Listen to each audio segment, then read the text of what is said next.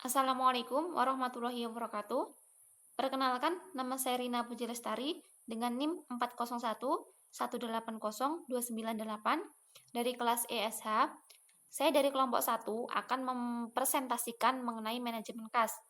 Jadi, 3 subbahasan saya. Yang pertama yaitu pengertian dan ruang lingkup manajemen kas. Yang kedua, pengertian budget kas. Yang ketiga, tahap penyusunan budget kas. Yang pertama, pengertian kas. Kas adalah alat pembayaran yang siap dan bebas dipergunakan untuk membiayai kegiatan umum perusahaan. Pengertian yang kedua, kas adalah uang tunai yang dimiliki oleh perusahaan, termasuk yang terdapat di bank, baik berupa giro maupun deposito. Jadi kas ini merupakan dana yang digunakan untuk menunjang kegiatan operasional perusahaan. Sangat pentingnya sebuah kas untuk perusahaan memerlukan adanya seorang manajer keuangan dengan tujuan yaitu untuk mengatur sumber kas dan untuk memastikan tersedianya kas untuk kebutuhan jangka pendek maupun jangka panjang sebuah perusahaan tersebut. Yang selanjutnya yaitu definisi manajemen kas. Apa sih pengertian dari manajemen kas?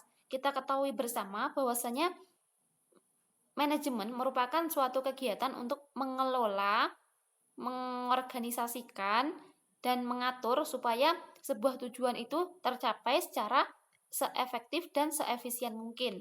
Nah, apa pengertian manajemen kas itu? Yaitu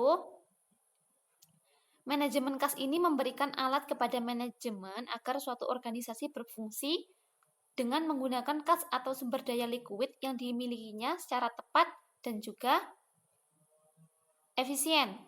Yang selanjutnya, strategi mengelola secara efektif dan efisien arus jangka panjang maupun jangka pendek dan saldo-saldo kas yang ada dalam pemerintahan maupun antara pemerintah dengan sektor lain.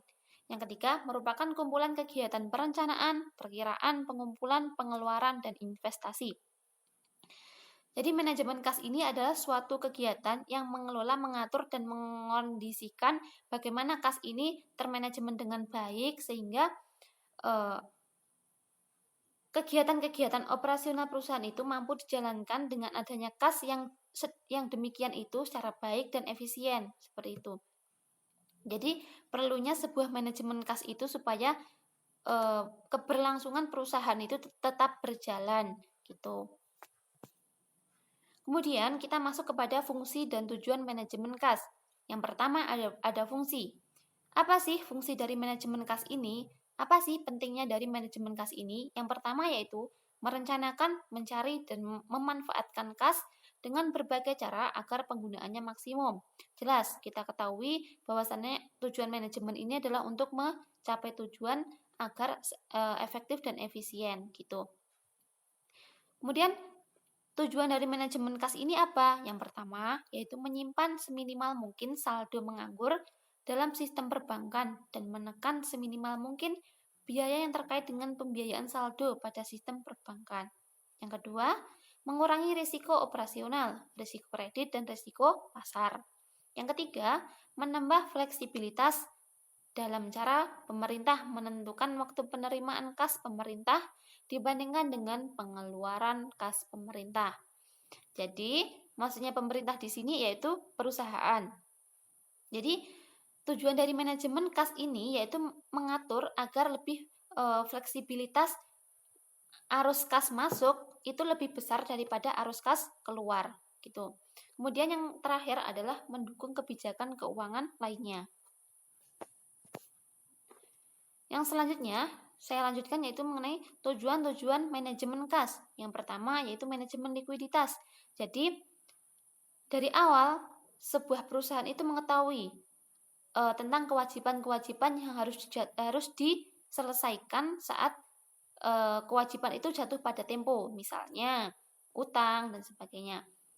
Kemudian yang kedua yaitu untuk minimalisasi kas yang menganggur. Jadi kas itu harus dimanfaatkan seefektif dan seefisien mungkin sehingga keuangan itu berputar gitu. Kemudian yang ketiga yaitu mengurangi biaya revenue collection and expenditure processing atau administration of payment process. Jadi intinya maksud dari Hal tersebut yaitu tujuan dari manajemen kas ini adalah mengatur bagaimana arus kas masuk dan juga arus kas keluar untuk membantu proses operasional perusahaan. Oke, selanjutnya kita masuk ke dalam subbahasan baru yaitu mengenai budget kas.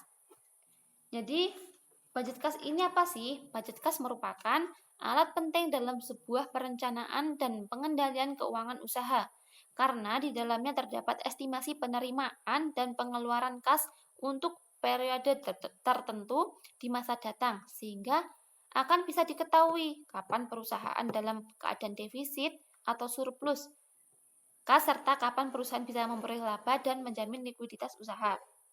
Jadi secara simpelnya, secara bahasa saya sendiri, secara hemat saya, budget kas ini merupakan estimasi anggaran perusahaan dalam suatu periode tertentu.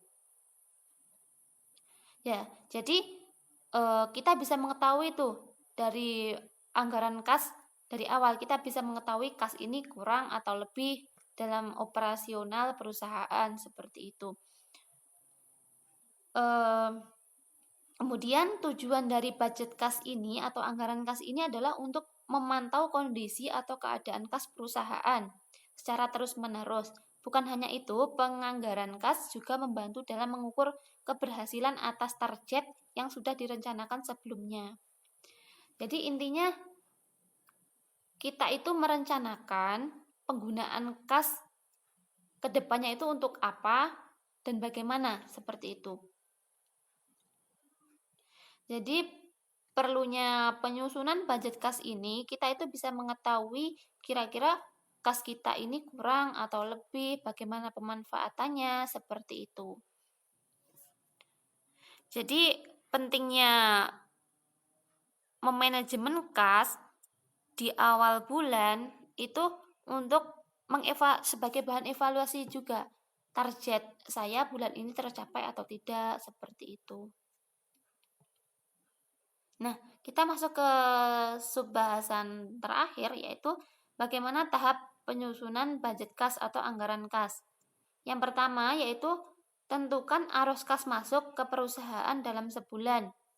Nah, jadi kita itu harus memperkirakan arus kas masuk ke dalam perusahaan itu dalam periode tertentu. Di sini saya contohkan dalam sebulan. Misalnya, kita mendapatkan pendapatan arus kas masuk dari perolehan penjualan, terus pelunasan hutang dari pihak lain, seperti itu masuk dalam arus kas perusahaan.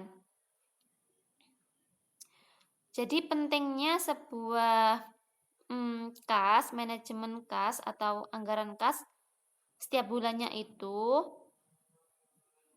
yaitu kita bisa mengetahui bagaimana kebutuhan estimasi dana kas dalam periode tertentu gitu. Jadi ketika kita pebisnis pemula, kita itu juga harus memiliki modal awal atau saldo awal sehingga kita bisa menentukan laba atau rugi dari usaha kita. Kemudian yang kedua yaitu tentukan arus kas keluar dari perusahaan dalam sebulan. Dari awal kita sudah memperkirakan kira-kira arus kas keluar nanti apa saja. Misalnya contoh untuk peralatan, perlengkapan, dan beban-beban lainnya. Bisa seperti beban kendaraan, beban operasional, beban listrik. Jadi kita sudah memperkirakan tuh yang akan keluar sebulan ke depan ini sebagainya. Kemudian yang ketiga yaitu arus kas masuk harus lebih besar dari arus keluar. Jelas, ketika perusahaan tidak ingin mengalami kerugian, maka harus memaksimalkan arus kas masuk dan meminimalisir arus keluar. Kemudian, yang keempat yaitu saldo akhir untuk bulan pertama menjadi saldo akhir untuk bulan kedua. Jadi ketika kita sudah selesai operasional untuk bulan pertama, jadi saldonya itu kita gunakan untuk kas bulan kedua. Jadi jangan sampai di bulan selanjutnya kita tidak mempunyai saldo. Kemudian yang kelima yaitu jika arus kas berubah negatif harus dilakukan upaya penambalan kas. Maksudnya ketika dalam sebulan pertama kita itu mengalami defisit kas, maka harus melakukan upaya misalnya peminjaman dana. Peminjaman dana itu bisa dilakukan melalui investor atau pinjam ke lembaga-lembaga keuangan lainnya. Kemudian yang keenam yaitu konsisten dengan anggaran kas selama periode yang direncanakan. Nah, dari awal kita merencanakan kas itu harus konsisten. Jadi usahakan agar pinjaman seminimal mungkin dan arus kas masuk itu lebih besar. Jadi harus konsisten dengan perencanaan kita di awal. Seperti itu. Kemudian yang terakhir, terima kasih atas perhatiannya. Ada kurang lebihnya mohon maaf. Nanti bisa kita lanjutkan pada sesi tanya jawab. Ada kurang lebihnya mohon maaf. Akhiran, wassalamualaikum warahmatullahi wabarakatuh. See you.